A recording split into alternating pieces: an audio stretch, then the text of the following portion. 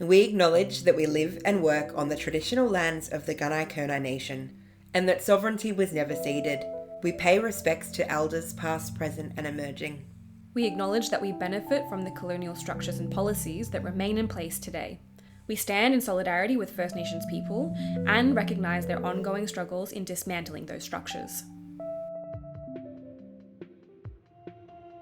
During the First World War, strikes caused fuel shortages so severe that the Victorian government reopened the old brown coal mine near Morwell in the Latrobe Valley. And the state government has outlined a long-term plan to ensure the Latrobe Valley remains viable as its economy moves away from coal-fired energy.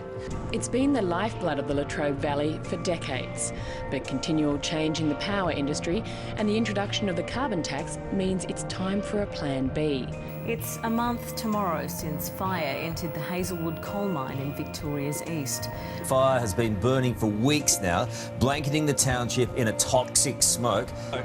The housing estates are literally just 50 metres away, so when the wind blows in the other direction, they take all of that in. The guillotine has finally come down on Australia's dirtiest power station, Hazelwood. It's caused jitters about electricity prices and raised questions about Australia's readiness for a low-carbon future. We're not going to achieve net zero in the cafes, dinner parties and wine bars of our inner cities. The Latrobe Valley's coal mines could be filled with water and made into a tourist attraction to rival Italy's Lake Como. This is Coalface. Hi, I'm Josie Hess and I use they, them pronouns. Hi, I'm Stephanie Sabrinskas and I use she, her pronouns. What are we learning about this week, Josie? All right, so I'm just going to preface this by saying this is a little bit delayed because I had a little bit of COVID. Actually, quite a lot of COVID. Yes, and how was your COVID experience? It's shit, right? A bit shit, yeah, not great. Wouldn't recommend 1 star, I would say. 1 star? Yeah. Do you reckon people should still be wearing masks and stuff? I do a bit, yeah. Having just gone through that, I think it's kind of nuts that we're like, meh. Fine, everything's fine. Maybe that's a very human thing, to just be like, it's very fine. And that actually kind of ties into some of the themes of today's episode, which I think I had to very consciously avoid talking to you for about 2 weeks because I really wanted to tell you about this. We've just been like skirting around it. I've been dying to hear what you've learned because I want to know what cooperative energy could look like. And yeah, it's tough. Like even just having done any research on one of our topics and then not having to talk to you about it until we're in the moment of the recording. I hope you all appreciate the sacrifice that I've been through in not talking to Steph about this because I really wanted to. So let me set the scene for you, all right? I haven't been a journalist in the outside world for like 2 years. I've been doing Zoom journalism. I've been doing like, phone calls, but I haven't stepped outside this fucking cave for like 2 years. So a couple weeks ago, I actually got to set foot inside a factory. Have you been to a factory, Steph? Oh my God, I don't think I've been to a factory. What is your like visual of like factory? Like what does that mean to you? Okay, so the thing that's come into my mind immediately is that Australian movie Peaches. I think it's called Peaches, where I think Hugo Weaving's in it. That's the only actor right. I can identify. But this girl works in a peach canning factory, so I think of a cannery, right? With like the what are those movie things? The production line. Yeah, a production line. Conveyor it's going belt. in a conveyor belt. Yes. That's the one. A conveyor belt moving down with people with hairnets on and like outfits to protect their clothing. And there's like a can moving down, and then something squirts peaches into the can and it moves on. Yeah. So that's what I think of with the factory, and also a forklift. There's got to be a forklift driver. So what is the factory like? Okay, so I spent a couple hours down at the Earthworker Co-op in Morwell. It's put together by an incredible team of what I asked them what they like to be called. They like to be called workers. So when I say that, it's like their term for themselves, but they're kind of like, so they're not employees, but they're workers. And this week I talked to Dan Musil. He's an activist and he's a key part of the Earthworker Energy Manufacturing Co-op. He's working on his PhD in economic change and justice. And just to make sure we all know how wonderful he is, I just want to point out that he's also a talented musician and he plays football for our local sports ball team. Let me tell you all about when I went to visit Dan at the factory. So I drive down there. It's sort of in the back section of Morwell, down near the pinballing area. Oh, so down there, like the industrial area. Yeah, it's in the industrial estate. You kind of go past some like tractor shops. You go past like a lot of dead grass. And like, I think as I was driving down there, I was like, I thought it was more sort of dead, but then you kind of turn the corner and there's all these like businesses like thriving in there. I'm honestly drawing a blank for if I've ever been to an actual factory. I think I went to the Age building in Melbourne and they were printing the newspaper. So I guess that's the newspaper factory. Yeah. But this shit is happening, across the world. However, the point of difference here that this is a co-op, and we'll get into the weeds of like what that specifically means. But the exciting thing is it's happening in Morwell. Woo! So do you know anything about like this Earthworker co-op in Morwell? So I know that the Earthworker cooperative has been around for a while and that they have different kinds of factories operating around the place, co-ops around the place. And I know that they like you say, they're all workers. It's like you buy into the business by becoming a worker there and you have a say in the operations of it. And that's probably about it. That's pretty spot on. So I went in kind of knowing zero. I did a bit of research before I went in terms of like about Dan and stuff, but then the actual function of the co-op, that's what I really wanted to understand, because I'm like, okay, I like to think like, oh, these are visions of how things could operate, but like specifically how on a day-to-day basis does this work? So we totally get into that. Did tell me though a little bit about the fact that Earthworkers is this like community-led initiative that's part of the transition towards new ways of living. So like baked into the sort of premise of this movement or like group of people is this very future-led ideology, I suppose. And that I think is really interesting when we're thinking about the Valley, because as we've talked about, we've got this wicked problem, we've got a bunch of, pretty substantial hurdles to overcome, but here is somebody or a group of people doing something actually different on the ground that offers at least one solution to how this can be different. So I'll let Dan introduce himself, but I guess like the preface to this is that this is the question about like one interesting fact about himself, and this is what he had to say. My name's Dan. I am one of the worker members here at the Earthworker Energy Manufacturing Co-op. An interesting fact, I love Weet-Bix. That is interesting. Yeah. What I like about them is that they're a cheap and relatively healthy way to get full and power up a day in the morning. And I think I've had them pretty much every day of my life, so it's just routine as well. So yeah, the man loves Weet-Bix. That's amazing. Was it breakfast time when you went to do the interview? No, it was the afternoon. No. All right, yeah. I love that. I was like, is there Weet-Bix on the site right now? And there was cereal. So I was like, that's good to know. That must be like the kind of food that powers a workforce. Yeah. So the next place we kind of went, and what I noticed a lot in the coverage of Dan himself, and the reason that we're speaking to Dan is because he's so central to sort of like having this all happen in Morwell, but also he's really articulate about, just the role of the worker, I guess, and shaping their own destiny and future. And when I was researching Dan, the main thing I noticed was the real disparate fields. Like, the man does a lot of different stuff. So I asked him how all of those fields sort of intersect and what does that mean to him. So that's what he's going to talk about next. I think everything's connected. That's actually, I think, a key part of what Earthwork is all about, is recognising interconnection. Yeah, I find the world infinitely interesting, and I'm lucky enough, I've been really privileged to be able to explore different interests. I love playing music because I think it's, for me, it's a wonderfully exciting, nourishing experience, and also I think it's a really powerful vehicle for human connection and communication. So I think there's really obvious ways for me in how music relates to, changing the world and politics and the stuff that I'm involved with Earthworker. I've been lucky enough to go to uni and do a bunch of study, and I'm at the moment I'm trying to finish a very overdue PhD thesis looking at economic transformation and the role that projects like Earthworker might play in making our worlds more sustainable and democratic and fair. I took on the PhD not because I'm interested in any kind of paperwork or because I want to become an academic or anything, but because it was a means for me. I was lucky to get a scholarship, so it was a means for me to explore these questions and, frankly, to fund lots of the work I've been doing with Earthworker, getting this factory up and going. So to me, that's connected to this as well. And I've been lucky enough I grew up playing team sports, and I think team sports at their best are also like a wonderful vehicle for human connection, and I feel like I've learned so much in terms of communication and teamwork and cooperation through playing team sports. I recognise that's not everyone's experience, but when at their best, sports can be wonderful for that. And I'm lucky enough, I've still got a tiny bit more run in my legs, so I'm still playing footy out here in Morwell, Carter Tigers. Did you say Khan? Khan the Tigers. That's the most Morwell statement I've ever heard. So yeah, I guess footy. How are they all connected? They're all connected because, to me, they all foster human connection and they're all different ways of experiencing and exploring the world.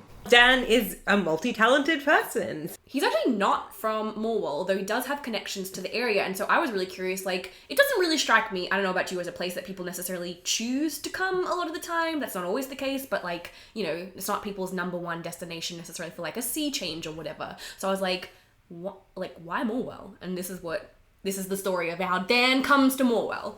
Gippsland's always been a second home. My mum grew up in Warragul, and me and my siblings spent every school holiday in Warragul at my grandparents' house with cousins and my fro and pa, and we still have our Christmas there. I remember coming out to the valley a few times to go to Power Works, you know, do the stuff that come to Mid-Valley, do the stuff that people came to Moore for back in the day. For me, like a deeper engagement in questions of environment and justice that eventually led me to be here when I went to uni and in Melbourne and studied an arts degree, but geography and economics were my two majors, and they were, I guess, because for an interest in like environmental sustainability and like how the world works, how economies work. Yeah. And when I studied economics, really to kind of know thy enemy, to try and figure out how the bastards spoke. But yeah, around that time too, I was really concerned about climate change, and around the time that I was at uni, there was lots more activism really starting to kick up. And that was, around the time that Hazelwood was being lambasted as the dirtiest power station in the world. I found myself grappling with these like apparently competing concerns about, climate change is an existential threat. We need to stop releasing carbon in the atmosphere. But clearly it's not just as simple as a bunch of greenies rocking up at Hazelwood and trying to shut the gates. I have a really clear memory of helping do a bit of preparation for and organise a meeting before the first big switch-off Hazelwood protest in 2009, which is, for people who live in the valley probably remember it, and people engaged in climate might remember it too. There was a big direct action protest planned, and 500 or so, probably more, people concerned about climate change rallied out the front of Hazelwood Power Station to call for phase out of burning coal, because we need to do that. But it was a pretty high profile media event that was characterised by kind of confrontations with police and a narrative that, there was kind of these inner city greenies coming to close the gates, and there was like, coal workers here proud of coal and wanting to kick greenies' heads in. But I have a really clear memory of before that happened of doing a little bit of work helping prepare for this community meeting where it was trying to have a bit of a deeper conversation about exactly what was going on. Mm-hmm. So there was a few environmentalists presented about climate change, and there was a bunch of people from the valley there speaking, and some coal workers and some union reps from the mining energy union and others. Yeah, there was some pretty tense moments in the meeting, but one of the big takeaways was a kind of pretty clear sentiment, and one particularly articulate coal worker saying, look, we get there's an issue here, we get climate change, but you can't just come down here and tell us to shut things down when you can see this place has its economic challenges and there's no other option on the table. You can't expect people just to give up their livelihood and stop supporting their family. We don't love coal. We just need to keep surviving. So if you're going to come here and tell us to shut things down, then at least make sure there's something else on the table. And I'll take a green job any day of the week if there's one there. And I think that sentiment stuck with me. And I'm spending a lot more time down here in the valley over the next few years. I decided to take on, I did an bit of honours research, which was a way to get a scholarship to fund more engagement and organise more meetings and conversations between people to try and bridge that apparent but often false, like jobs versus environment, or like greenies versus coal workers, or city versus country kind of divides. And I got involved with Earthworker around the same time. Earthworker spoke to me because it was positing really clear and holistic, and what I find still pretty compelling actions that we can take to deal with these things and to show that these challenges of climate crisis and economic justice and democracy are actually really interconnected, and we have to try and grapple with them all got more and more involved with Earthworker, and in the last decade or so, its kind of big flagship project has been trying to set up a whole bunch of worker-run businesses that provide democratic, dignified employment and do socially and environmentally useful work. And the first big example of that always been planned as here in Morwell, creating alternative employment for people who currently depend on fossil fuels to put bread on the table. As I got more and more involved with Earthworker, I could see there was a clearer need. Yeah, helping put some practical examples of what an alternative future might look like. Earthworker's had a long focus out here because this is kind of the valley is a really critical place where this question of climate change kind of comes to ground, and what climate action means for different working communities on the ground. This is a really important place for that. Kind of things have come around in a few different funny twists and circles. First thing I wanted to touch on is 2009. I don't remember that protest. No, I also had to look it up. I was like, I think we were just very disengaged youth then. I was very drunk in 2009. Yeah. I just moved to the city and I was busting my ass working retail all the time. So I was retail queen and drinking after work, I think. Not that I was totally cut off, but I think I was very cut off from my hometown. Yes, we were very much forging a new identity. Exactly. Not looking back, got out of the place. Exactly. Type of thing, which is always why I'm so excited to find out someone came here on purpose. Right, at that time. Yeah. So I wanted to touch on that, something like that Wendy also said as well. This worker that he heard speaking at the rally didn't care whether they worked for fossil fuels or whether they worked for green energy, they just wanted a job. Which I think is a narrative we're seeing a lot more now from the workers. I'm really excited by this idea of the false dichotomy. Do you know about Nuance November? No. So it's this movement. I think it's probably from Twitter. I could be wrong. Shout at me in the comments if I'm wrong. But basically it's just this idea of looking at these ideas of these false dichotomies that we put into language in order to shape movements. And usually, like Dan's saying, they are either nefarious or, if by virtue not by design nefarious, they are intrinsically nefarious because they put a false sense that there is just A or B. That's it. Nothing else. And so I think that's why I'm interested in this narrative of the worker who don't give a shit, they just want a job. I think that's true, but I also think there's nuance there. And it's such a simplistic narrative. And maybe this is a false or it's to do with the way we engage with media or what's easily consumable or something like that. The way we reduce things down to the narrative that works. And I think we're also in the media industry. And so we're looking at the people who can tell the story in the most engaging way because that's what's going to be the most interesting to listen to. Yeah. But we're also coming up against the need to tell stories that are complicated and aren't going to necessarily fit well in an hour. So I think, just him touching on all of those points that we've also thought about in terms of telling Morwell's story or the Valley story with nuance and dignity. It isn't always black and white of the evil mine worker or whatever that when we set out, we thought maybe there'll be evil mine workers or something, and now we're like, oh god, it's not that. No, it's not exactly. That it's going back to a tale of oldest time, good versus evil. Yes, and that's why we're simplifying things down so much, I think. Yeah. And I don't know, what is the 3-story act or the 5-story act of Hazelwood? The Epic of Gilgamesh as told by Hazelwood. Yeah. So I think all of that really excites me about the way that he understands the things and how much he's seen. And I guess the fact that he kind of sees it from a union perspective, but also a worker perspective, but also has, because he was here historically, has some of the narrative that we haven't quite heard yet. And I think he kind of fills in a piece of the puzzle for me that I hadn't really heard articulated in this way. So that's certainly what I get from that. Yeah, totally. And I'm very interested in the worker perspective that Dan is offering here currently. Yes. Because I can only ever be an outsider looking in on that world. Again, we don't even know what a factory is. Exactly. We're like, what? Factory?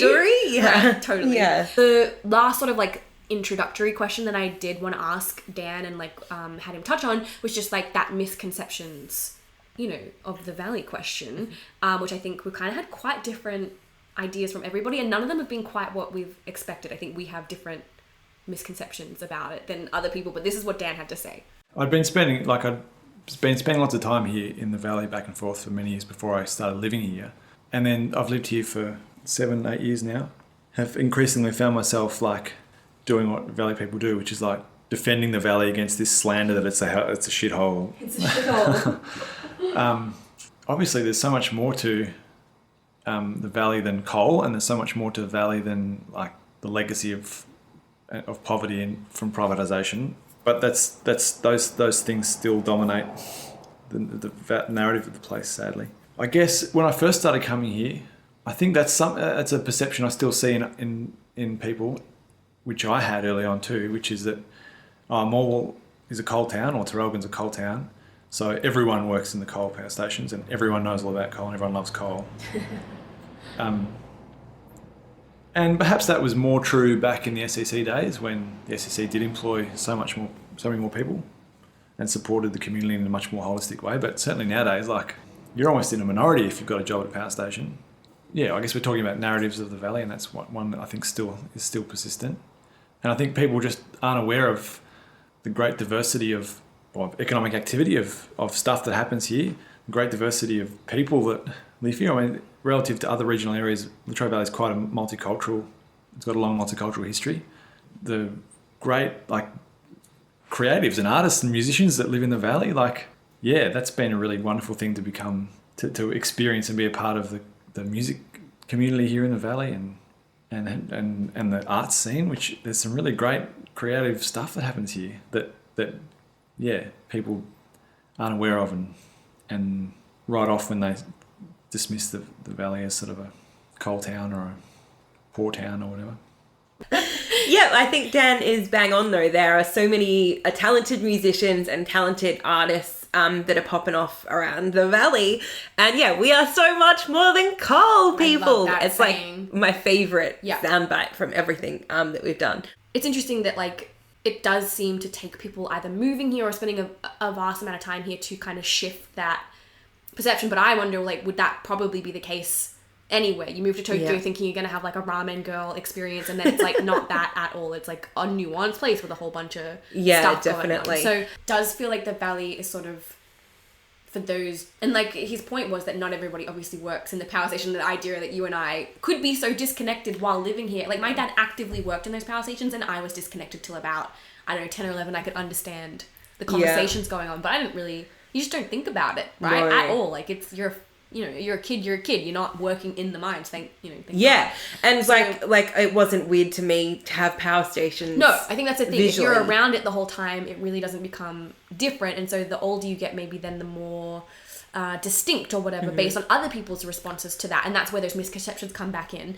I should also clarify, like, when I was speaking with Dan, we were inside this like boardroom, or I guess it used to be an ex-boardroom, because the building isn't purpose-built for them. It was an old 70s factory. And so I'm sitting at this like kind of, it's like a wooden panelled room. Giant table. Yeah, like a big table, but yeah, kind of 70s aesthetic. And he's the other worker, Graham, was sitting at the table doing like factory. Again, I don't know what he was making, some kind of thing. Graham, who will be speaking in just a second, showed us around the floor, and we kind of got to see, like the like welding thing, and there was this like suit that looked really like scary and gnarly, and it was like for welding, and like with the big face cover. The thing. I thought it was like I don't know, like a dead. Did you see someone weld? No. Have you seen someone weld before? Only in movies. Okay.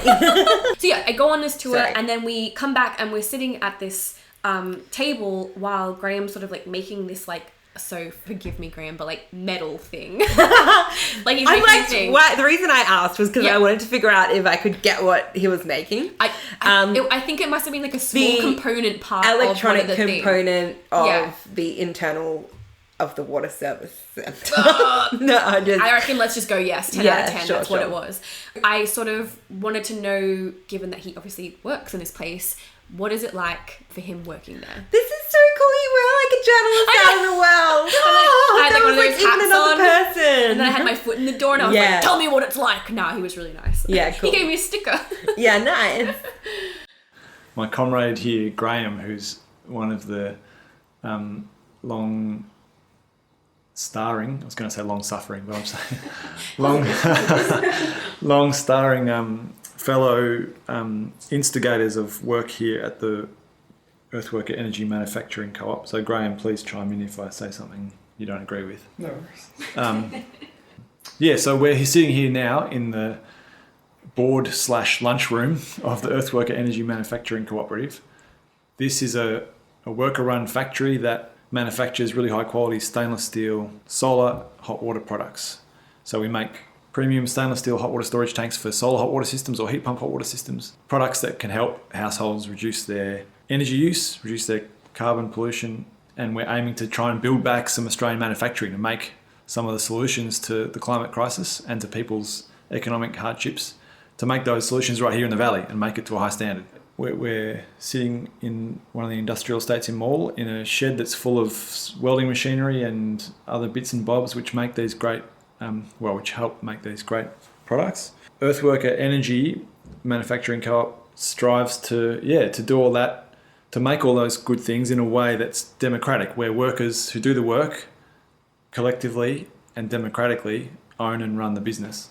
We're still pretty small and we're still pretty early in our kind of development. We've been operating here for about 3 years, selling and manufacturing product here for about 3 years.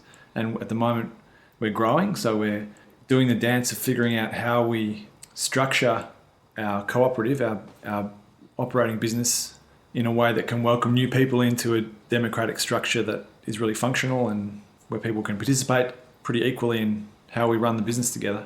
We're still figuring all that out. My understanding of co-op was pretty limited, and so I really needed to ask Dan, what exactly is a co-op? And this is what he had to say.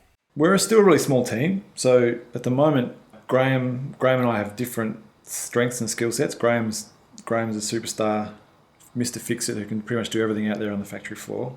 And I guess I do a bit more of the admin and sort of business management, sales sort of stuff. So we kind of have different areas of work, but when we work well, we're communicating and deciding priorities for what needs to happen. Yeah, we had a few decisions to make about some recruitment and some other things, and that was done pretty much via a consensus model where we hammer out issues and we make some proposals and ideally we find something we all agree to. So consensus decision making is something I'm a big fan of and something that is a part of Earthworker too. As a backup to that, if there are times when consensus can't be reached, then we go to a vote and I guess majority wins. For that broader question of how the hell does it work, there are thousands of different worker co-ops all around the world, and we have taken some inspiration from and learnt from lots of different ones. And every co-op kind of probably has a different story about how they run, how they operate. When you're a small co-op like we are, we can kind of afford to be pretty informal and flat in our structure.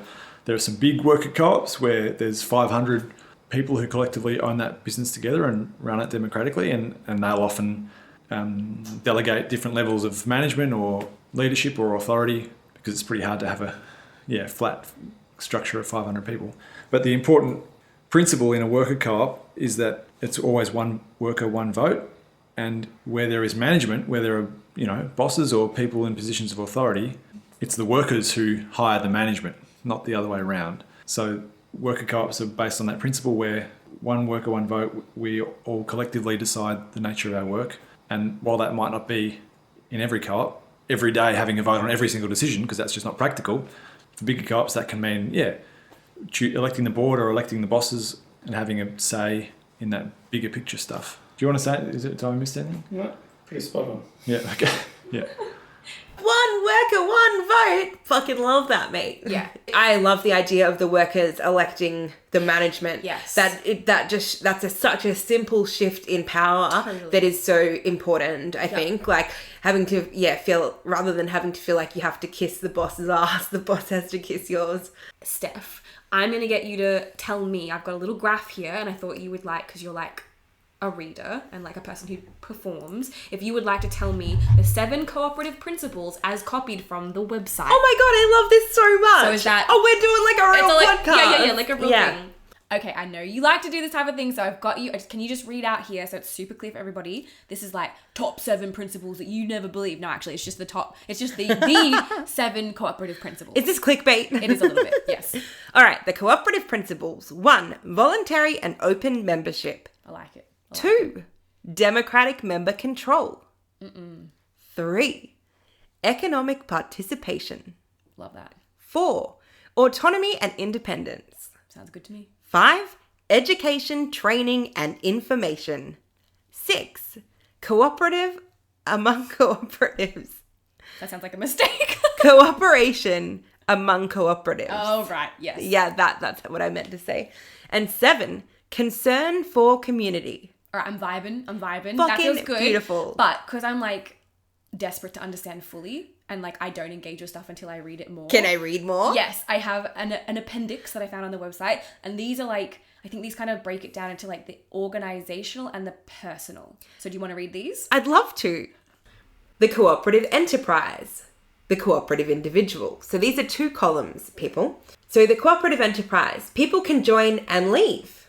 The cooperative individual, I can find a common interest with others if I am open to their needs and I behave in a way that enables them to cooperate with me. I feel like I'm in primary school. Like, that sounds hard. It does. I feel like I'm doing a good job reading these. Yes. Your voice will be heard. Because I have an equal say in what happens. I listen and I communicate openly and honestly. How traumatized am I when that sounds too good to be true? But I think that is the experience of lots of people within the working world. Yes. Like, this isn't what happens in a standard workplace. Oh my God, no. Okay, the cooperative enterprise number 3. You control the capital. I keep a close eye on what we are trying to do together, and the decisions I make are guided by this. What about when I have a manic phase and I buy heaps of shit on the internet? Is that with our money? That is you controlling the capital. Yeah. Well, look, we'll have to discuss that. We have to discuss it. Can we have a consensus that I can buy shit on the internet? Well, only if I can too. Okay. We'll that's how we have no money. In the budget. We'll put an internet spending spree in the budget.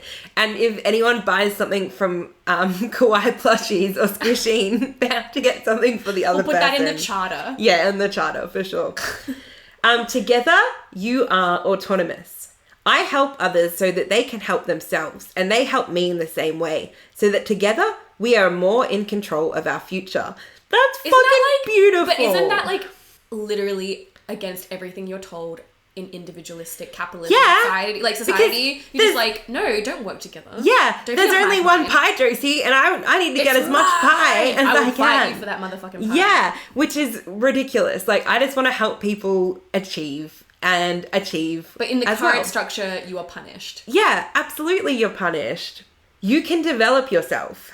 I am interested to learn from those and others around me so that I can behave in a more cooperative way. I fucking love that. Can you imagine, like, be encouraged to learn? Yeah, I want to be encouraged to learn instead of being encouraged to be like an anonymous cog. Yeah. In some system. More cog. You can be more successful by cooperating with others who know how to cooperate. I look for opportunities to cooperate with others in new settings. And this is such a simple thing I want to bring up right now. But have you ever been to like a festival with a shared kitchen or anything like that? I've been camping with a shared kitchen, but yeah. Yeah, so, the first time I went to, I think it was like Confest or something like that, 1,000 years ago, they have like co-op kitchens there. And there's like small amounts of food that anyone can use. You can bring stuff to contribute to the collection, but you can use whatever you want and you just clean up after yourself and put it away. And my mind was blown that people actually cleaned up after themselves. Yes. There are some specific festivals where you're like, it's shocking when people behave. Right. Or like do the thing that's not fucked. Yeah. And why should we be shocked by that? We shouldn't be shocked by that, like by and large, but we're kind of taught that people we don't know are not going to do that. So we've got one more left, which is, you can do something for your community even as you keep succeeding. Wait, what does that mean? So that means that you can succeed and do something for your community. It doesn't have to, they're not mutually exclusive. Success isn't reliant on you doing better than other people. Oh, right. So it's the antithetical thing to the climbing over everybody's dead corpses in order to get climb up with them. Which isn't it that argument like there shouldn't be billionaires because in order to be one you have to like shit on so everyone many people. Else. No one that's you gotten there. You can get rich, but like do you have to be a billionaire about it? Like come the fuck on. Okay, so the second part of that one, which was you can do something for your community even as you keep succeeding, is I am aware that I am a part of a larger system and I am committed to doing what I can to make it better. Which is what beautiful. A fundamental like psychological difference though. I just want to It is. I just want to put this on my wall Those and are read good it. principles, right? Well, I'll put the links in the show note. You can print it out. Yeah. But that's all part of like the core philosophy, I guess, and like, you know, political. Who doesn't want to work like that? Like, I don't know anyone who that wouldn't be appealing to. Liberal voters. Okay, no yeah. offense. I'm going to take a hard pivot now, and we're going to get onto like the narrative of the Hazelwood closure. Okay, awesome. So, Dan was in Morwell at that time, and so was Graham. Hazelwood obviously is the giant power station. It was the first in the area to close down. It was sort of unceremoniously shut a lot sooner than anyone sort of had expected. And even though those conversations had been going for years and years and years, I think it still kind of, you know, shocked the town in a way where it was like, it felt very sudden and, you know, we weren't supported through it. Basically, earthworker team sort of set up in Morwell knowing that the place was going to have this end, you know, they were obviously ear to the ground, knowing about the end of the sort of coal industry. But the precursor to that is, of course, like the mine fire. So this is sort of Dan's reflection on the mine fire and the direct psychological impact it had on the town that was already, like, the town's obviously living in the shadow of, like, privatization. So this is his reflection on that and how we get to where we are now. Being here just briefly was horrible, and hearing people talk about having to do that, having to move without being able to go anywhere, was appalling. And the lack of support was just mind-blowing. And that entrenched this really already present, but this really deepened this mistrust of government. And that arguably is already there since privatisation, from when the power industry was privatised and sold off and people were kind of thrown on the scrap heap. People already had a distrust for government, but the mine fire really embedded that really strongly. In some ways, it added fuel to the fire of this kind of fear around economic change and conversations about coal and the future of the valley. It was a clear indictment on the way the power industry, the way coal industry was running. But at the same time, there still is, and there still was, especially then, lots of fear around power stations closing down because of the economic impacts. And there's this sense that the climate wars meant that there's discussions about climate change and renewable energy and coal were really fraught and heated. So I think in some ways the mine fire heated up that tension a lot more, but in other ways I think it kind of cracked open opportunities to talk a bit more seriously about the future of the valley, because here was this really clear, horrible, toxic example of some of the risks and dangers of the coal industry, of the way that it's run in a ruthless for-profit paradigm anyway. So I think that the mine fire actually opened up space for more public conversation about futures beyond coal. Futures beyond coal. What could that be? Is it co-ops? It's probably co-ops. Cooperative renewable energy. Yeah. Yes, please. Yep. I mean, it doesn't seem like it would be that. So we've got projects coming, right? Like we've got a wind farm. Couldn't we? Yeah, theoretically, like if they're making something new, they could entirely make it with a cooperative model in mind. Yep. That doesn't seem, it's harder, I think it's harder anyway, in my mind, to change a system, like you were saying before, to change it to be a new thing rather than create it in a new way. But because these are gonna be new anyway, we could try. And again, it's like, it's not great now, so why not at least try something new? And maybe it'll be amazing. Like maybe it'll be just great. So I don't know, it just feels like we have the impetus, we have the opportunity. I don't know why we don't have the desire. So we've talked a few times about the State Electricity Commission, or the SEC, or as it's known, the Slow, Easy, Comfortable Corporation, or whatever, which is the State Electricity Commission, right? We've spoken about that a little bit on this podcast. One thing I was really interested to find out from Dan is like, okay, so that doesn't seem that different to the co-op structure. So was the Valley's history with having an SEC in place, and it's still within living memory, like a lot of the workers would be the same, was that sort of helpful in the movement towards co-ops down here, or was it a hindrance? Like, was the living memory of the SEC making his job easier or harder? And this is what he had to say about that. Yeah, the SEC, the State Electricity Commission of Victoria, was a big state government body that was charged with providing the state with electricity. And it was responsible for developing all the Latrobe Valley's coal mines and power stations in order to provide power that was cheap and reliable, especially for Melbourne and its growing manufacturing sector, but for the whole state of Victoria. And it was run as a public service. It was run to provide an essential service for Victorians, and in doing so provided really well-paid, stable, lifelong careers and jobs for thousands of people, especially here in the Valley, where lots of the activity was centred. tens of thousands of people were trained up here through apprenticeship programs, and then ended up working all over the country with highly skilled qualifications from the SEC. And people, from high school onwards during the SEC years, had really stable, well-paid employment. And part of that was because there's a really strong union movement here, which worked really hard to make sure that workers were paid well and had good conditions. If you talk to especially older people in the Valley, people often talk about the boom years, which lasted decades in the Valley, when Moore was like a pumping urban centre with 7 pubs and nightclubs, and was the place people would come to from far and wide. People still talk about that with great pride. For various, I think, ideological reasons, from sort of late 80s through the early 90s, part of this broader trend that people call neoliberalism, like this kind of growing economic theory that started in the 70s and sort of spread across the world, that really government shouldn't play a big role in the economy, that we should privatise things, that kind of capitalism works best, and it works best when it's private ownership and capitalists left to do what they want. That led to some restructuring of the SEC, and ultimately the SEC was privatised. So that what was an essential service, when the SEC was in boom time, people often talk really fondly about all the different community clubs and societies and activities that the SEC supported, and that were supported by workers in the SEC and their families. So come privatisation, it was decided that what was an essential service should become a private for-profit business, and it was restructured and kind of slimmed up and sold off.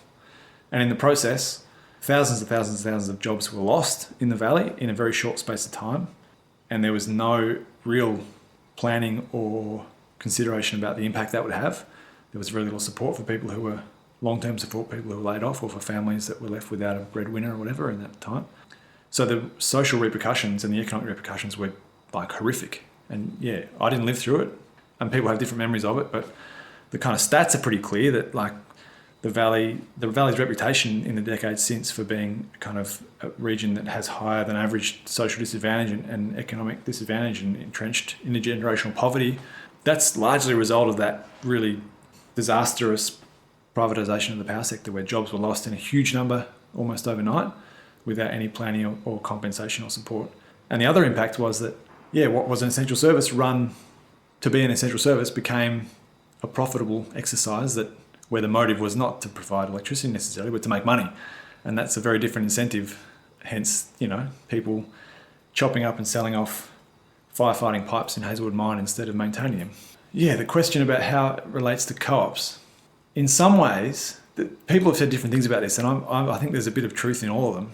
Some people argue that the SEC, because it was this big government body which kind of had massive planning power and enormous scope and provided all these great, comfortable jobs for people, some people say that meant people didn't have to do a whole lot of work for themselves, didn't have to weren't very entrepreneurial, if that's a word. I'm not sure that's totally true, to be honest, but that's the narrative people, and some people use that as a justification for privatisation. People got it too easy. They need to learn how to work hard for themselves or whatever. So that's one thing people say. On the other hand, as I said before, through the SEC years, there's lots of great examples of credit unions, of community organisations, of sporting clubs being really active and being really thriving parts of the community. And in fact, not just Bank Australia, as it's now known, but the SEC Credit Union and other small credit unions which amalgamated into that one. That's not the only example of cooperatives in the Valley. The Mall Co-op was a really long-running community-owned co-op, a retailer, a shop in Mall that was community-owned and run and provided a place for people to get their daily needs for a long time in Mall, and that sadly isn't here anymore. But there's lots of examples of community cooperation and self-organising that go way back in the Valley. So on one hand, maybe the SEC, or the slow, easy, comfortable, as some people used to criticise it, maybe that meant that people didn't have the spark to try and create stuff themselves as much as other places. But on the other hand, there's great examples of community organising suggest that's always been present in the Valley, and we'd like to think that trying to help rebuild new cooperatives in the Valley can tap into that, can give people a sense that, you know, we can participate in and shape our communities and economies in ways that we think they should be shaped again. I guess one challenge we've come up against in trying to recruit some new workers to the factory, especially kind of skilled tradespeople, is that since privatisation, and this is a broader trend in the kind of casualisation of work and what people, you know, call the gig economy, is that people are used to not necessarily working at one place for a long time, but like jumping from job to job or opportunity to opportunity. So where once, you know, lots of the maintenance teams and people that would maintain and fix up power stations and mine equipment, they were all full-time jobs by the SEC and things were maintained to a high standard. Now, you know, it's kind of little contractors who are waiting by the phone for a call up maybe once every few months, get paid really well for a short period of time, but then they're kind of left in the lurch again. So people are used to that kind of intermittent seasonal work. As a manufacturing business that's still starting up, we can't compete, we can't pay the same wages that a power station paying someone hundreds of dollars an hour can pay, but we can offer people ongoing work and a chance to collect it, to share in and own and run a co-op with others together. But I think when people are still in that kind of hand-to-mouth seasonal work mode, it can be hard to see that opportunity perhaps. And perhaps people, you know, we're all and the pandemic perhaps showed this, highlighted it more. Lots of us are in kind of precarious economic situations, and it's hard to not jump at what seems like the best short-term opportunity whenever it comes up. But I think that's one other dynamic that's perhaps at play in the Valley, is that, yeah, this more contemporary paradigm of work and casualisation makes it harder for people people aren't as used to really committing to something longer term. That's a lot. It is. I had a few react from that. So I'm glad he brought up the slow, easy, comfortable. Yes. Because someone I was speaking to recently said that to me, that they got a job, they did an apprenticeship through the SEC, and that it was known as slow, easy, comfortable. Everyone knocked off at 6 and you wouldn't do any work after that. You'd take like your break to the second. And I'm like, yeah, what's wrong with that? But people have this like, that goes against we're hard workers, like we're like that ethos that people have taken on. And I was gonna ask if you'd asked about what the wage was at the co-op. Yeah, so I think it is competitive. Basically, I saw they were advertising jobs just recently, and I saw one job that was for the factory labour position, which was about $35 an hour, and then there was another job for a welder, I think, which is about $40 for probation, and then $45 for when you're like a full-time, full welder person. That sounds pretty amazing to me. Yeah, so it's definitely competitive. But knowing how much my dad earns on a shut, it's not that competitive. Yeah. And so I think him bringing up, I mean, I think just to touch on the point that you made about the SEC, which is obviously the State Electricity Commission, and I also flagged that and with my family to try and be like, hey, you know, what are your memories? Was this good? My mum also brought up the slow, easy, comfortable, but she also told me that the Power Works thing that used to be the operational, I think, headquarters, and that it was known as Bullshit Castle because that's where the orders came from. And I guess that's because the same thing where the workers, I don't know, felt entitled or were able to, because of the security of their jobs, you know, feel like they had a, I guess... They're empowered to talk shit about the bosses. Yeah, about the bosses. Yeah. The number one thing that struck me was that we've been raised in a world with a gig economy and this sense that the pandemic changed that you should take time off if you're sick. Like, it used to be like a badge of honor to go to work sick. You'd be expected to. Yeah. And the idea that, like, that it's so foreign to us that somehow slow and easy life is bad. Yeah. I mean, I guess it comes down to, like, what do you want out of life? What is the good life? Which is a much bigger philosophical question. It is, and it's different for everybody. Yeah, that's the thing. It's different for everyone. And I guess, like, by these things operating, at least it's just another option for people, the fact that the Valley has these opportunities and we actually have an opportunity here to try some of these things out. So why the fuck not? I think that seems like the real... Why not? Like, why not? Yeah. It's not good now. Why not try something else? So the next thing we talk about is, like, the actual closure of Hazelwood. So this is what Dan had to say. Yeah, it's funny. I remember in the few years leading up to Hazelwood's closure being kind of worried about it. On one hand, like, we need all these power stations to close down pretty quick if we're going to have any hope of dealing with climate crisis. Obviously, it needs to happen in a careful, considered, measured way where people aren't left on the scrap heap, but it needs to happen soon. So even despite that, before Hazelwood closed, there wasn't, a whole lot of talk about how we could plan for that well, and so I was a bit worried about it.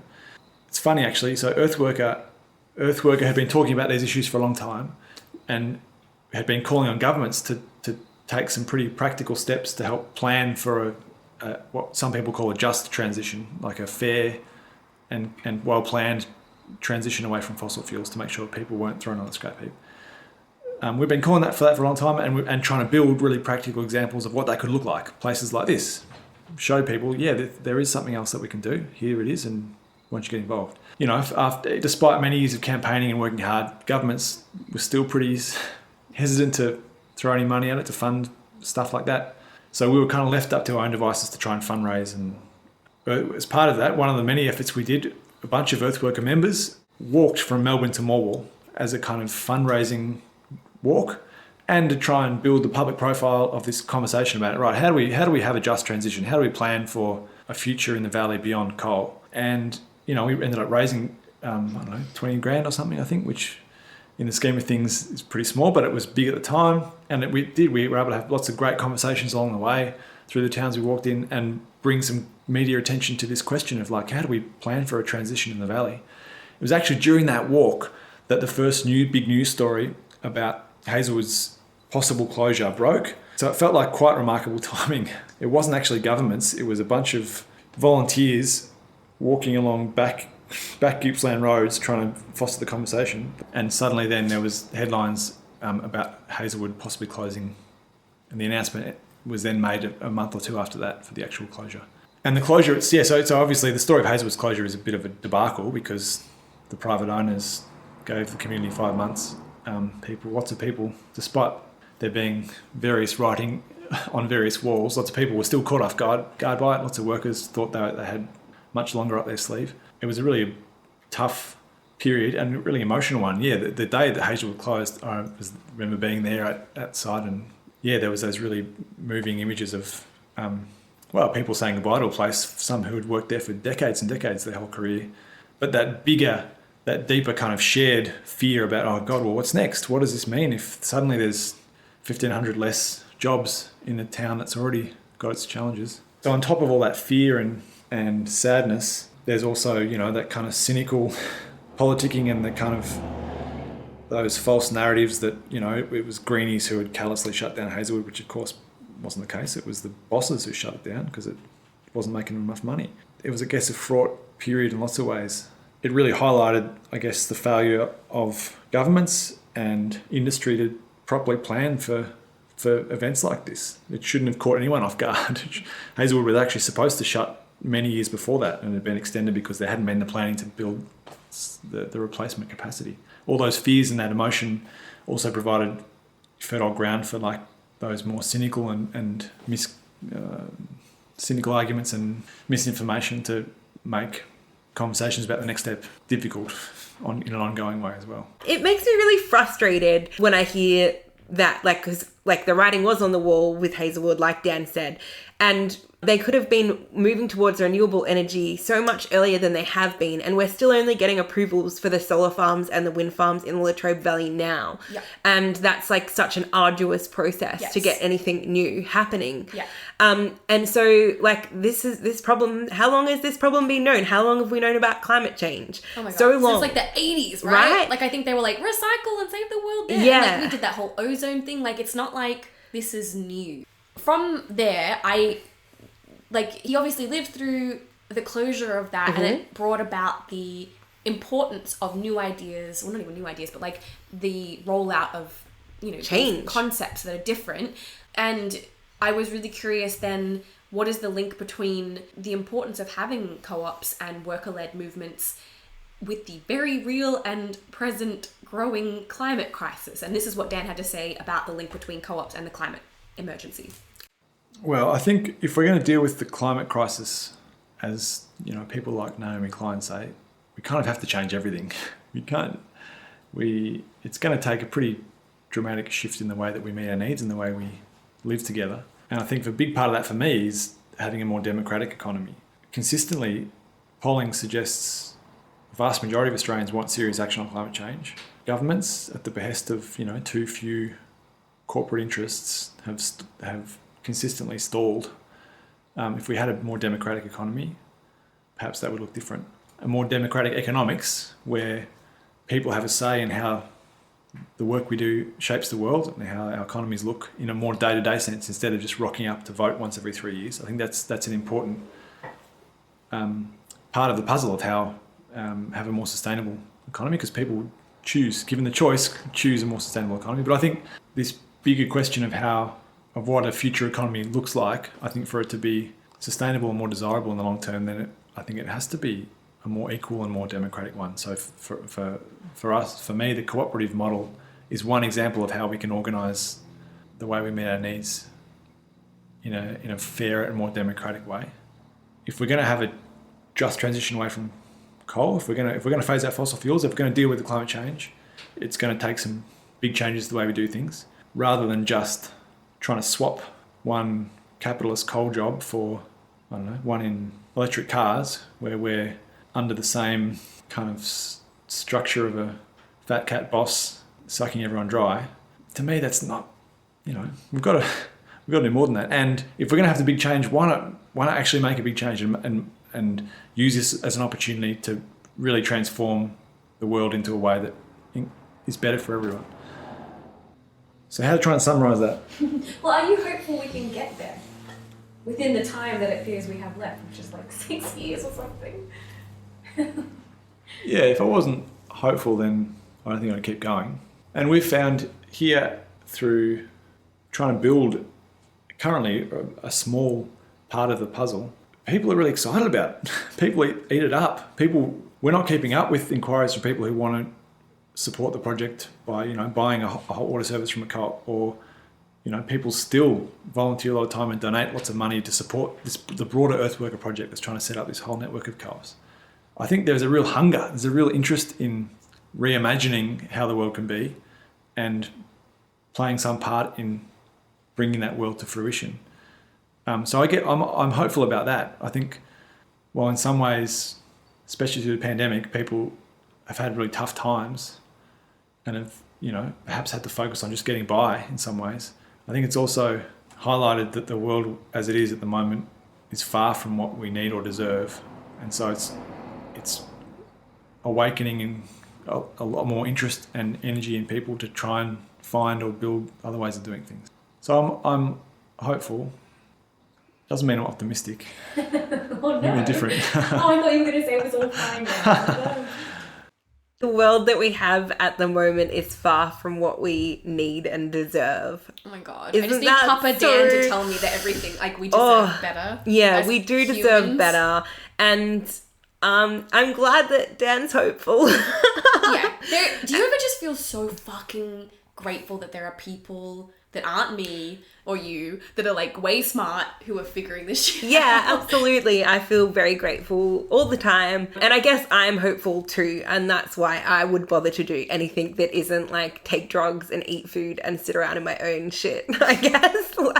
That's a form of optimism. Yeah. There's going to be a new day. I mean, sometimes my climate anxiety makes me feel like he's saying, this is not gonna happen unless we make these big changes, and either I am totally misunderstanding the situation or everybody should be really fucking panicked and angry, and that just feels immensely frustrating. And I guess I think I want to be hopeful, or maybe I'm hopeful but also not necessarily optimistic, kind of like he's saying, but I guess I oscillate between distress and then genuine we can do this, and it's not a static thing by any means. No. So I guess knowing that there's a tangible way that at least in this one specific factory, and that they're rolling out, I mean that's the thing. I should also note that the Earthworker Co-op are setting up additional worker run co-ops in other areas and stuff, so they've got, it's growing. It's not like you're saying, people are excited, and when we talk about this, and the people that I was telling this episode about, they're like, that's so cool, and it's so cool, but we need that happening on a a fucking huge mass scale. And now I think that's what freaks me out. Like, this has to be like yesterday. That's what is stressing me so much. Like, remember when the Arctic shelf started melting and they were like, if this Arctic shelf like melts,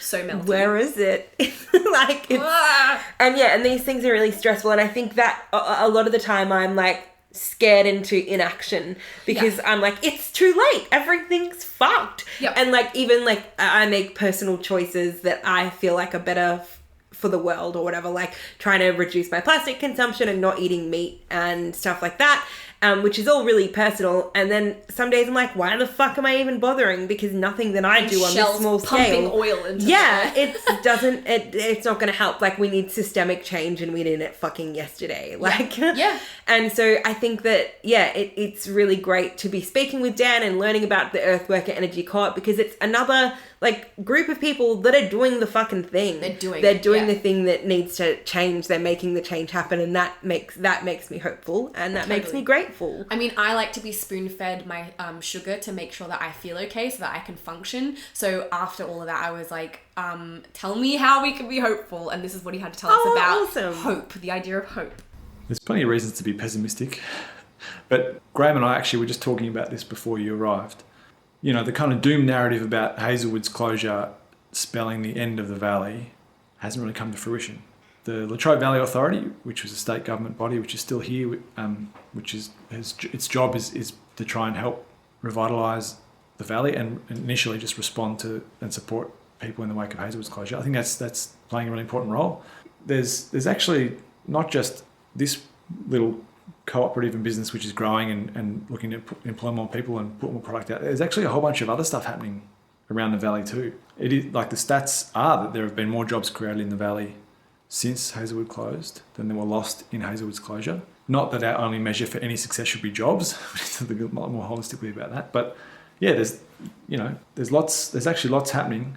Yeah, I'm excited about lots of the kind of creative cultural stuff that's happening in the valley too. I mean, there's people like you doing this podcast. We've got a podcast now. What's happening? Yeah, there's great artists around who are doing some really exciting stuff. Pollyanna's studio in Mall is a really great little hub of activity, which is really exciting. There's plenty of reasons to be pessimistic, but if you look around too, there's plenty of reasons to be hopeful that not only can we do things differently, we kind of already are. We just need to support and nourish and grow those better ways of doing things. All right, so this is us from the future. Hello, past us. Yeah, I don't want to break the fourth wall or nothing, but actually the way we do this podcast is we send the episodes to the subjects and they get to have a little look and just be make sure we haven't said anything egregiously wrong.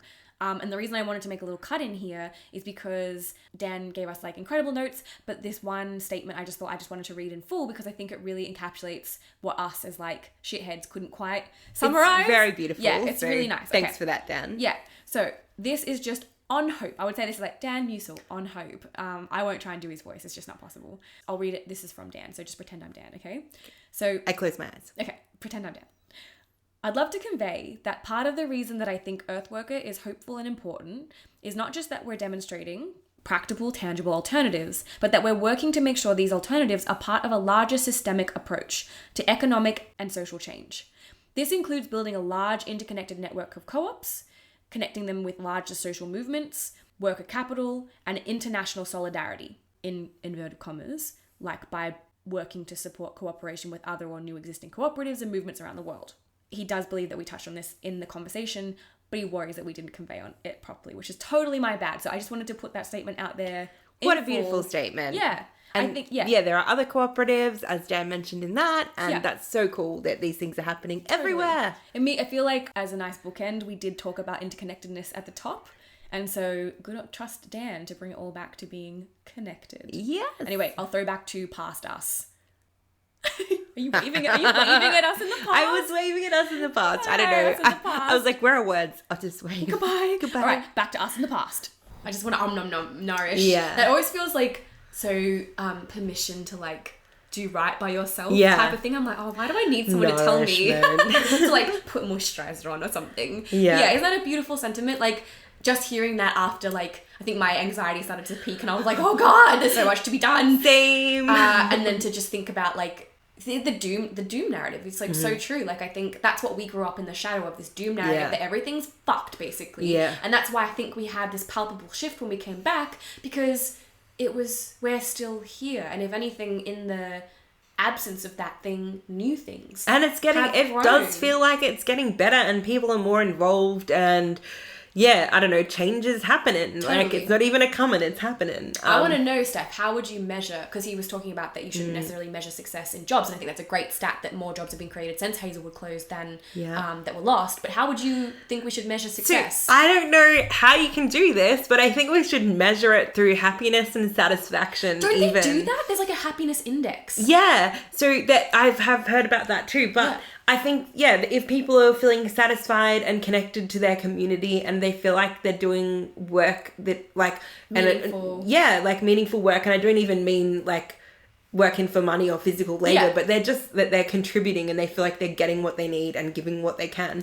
I think that's how I would measure the success, and I'd measure it by there being common areas around the Latrobe Valley where people are there doing stuff together, like totally, where you don't have to pay money specifically to be involved. Okay, new idea. We get a minister for happiness, the cabinet of happiness. Oh my God. And the new KPIs for the government, like, GDP and blah, blah, blah. But also happiness index. Like, I'm pretty sure, like, I'll Google the name of that index. Yeah. But, like, imagine if we made that, like, a key country priority. And that would involve, like, fixing mental health and all those sorts of, like, typical things. But also what makes a good life. Like, it feels like that used to be a question that philosophers, like, ruminated, whatever, I'm not a philosopher, on, like, 1,000 years ago, and we've lost sight of big vision of, like, what does it mean to have a good life? When he talks about the SEC... we're stuck in the hustle. Totally. When he talks about the SEC, I think one thing that strikes me is that there's a vision of what a life is like. It's going to work, getting paid, the promise of, like, you get the pension and that you're going to be taken care of. There's a life that's promised, and I don't think that that's going to fit everyone. There's no way, right? So that's not always the case. But doesn't it feel like we lack a vision of what is a good Australian life? It's certainly not home ownership anymore. It's not necessarily sticking in one job anymore for Australians. But in the absence of any of those old definitions, what is a good life for us now? I think the reason that so many of us in these younger generations feel such a tumultuous relationship with this country and the state is because the promises of the past can no longer be fulfilled, and we're living in the evidence of that. But there's no new thing, and I don't know what I'm supposed to want or hope for, and that feels really scary. It is. My face, like, actively scrunched and I felt a little sick in the gut. But don't you think it's like we don't have that promise? And then, even our parents or parents' generation Australian dream.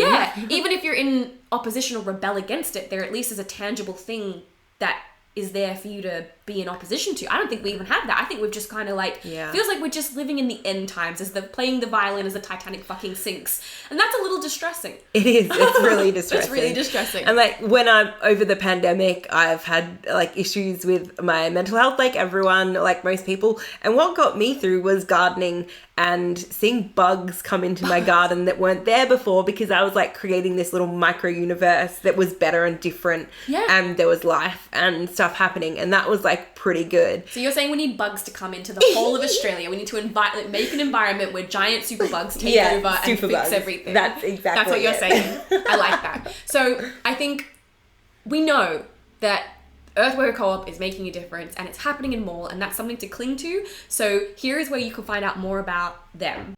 If you people are interested in the broader Earthworker project, which is setting up this big network of worker co-ops and trying to transform our world, you can look up earthworkercooperative.com.au.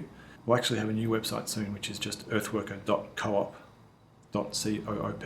If people want to know more about this factory and the great solar and heat pump hot water products that we make here, that are made by champs like Graham and myself and others, go to www.earthworkerenergy.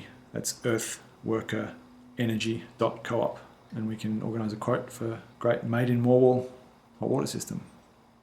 I love that made in Morwell. Is it like a stamp that exists? I use it all the time. We haven't got a stamp yet. We should make a stamp. Someone needs to register that. Yeah, we should. Good idea. Hashtag made in Morwell. Thanks again to our guest Dan Musil for being so generous with your time.